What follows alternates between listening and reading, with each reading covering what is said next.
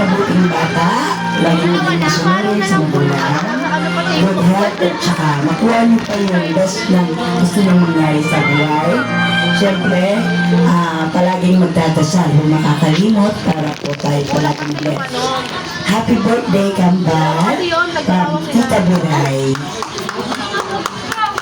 Palakpakan naman natin si Ate Angelica for our fourth list ay si Ate Jessa.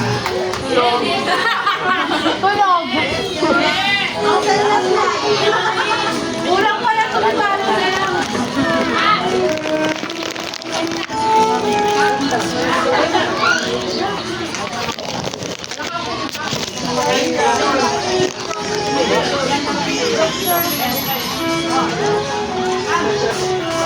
Happy birthday, Tita Kambal.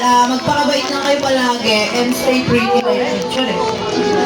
Palakpakan naman natin si Ate Jessa. Okay, before that, alam ko kayo ay excited na makita ang ating special na bisita. Okay, Jolly Kids, excited na ba ang lahat? Okay, at dahil dyan, at ito na, dumating na ang ating espesyal na bisita, ang best friend ko, ang best friend mo, ang best friend natin lahat. Please welcome down, please Jollibee!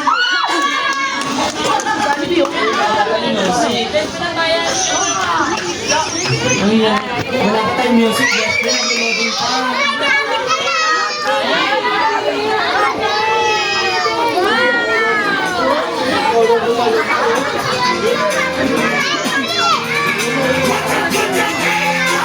Okay, picture taking muna together with best friend, mommy and daddy.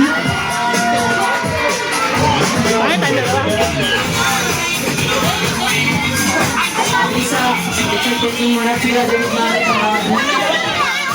With best friend and... Oh, sila muna. Dale. Sila muna. Alis na kayo, sila muna.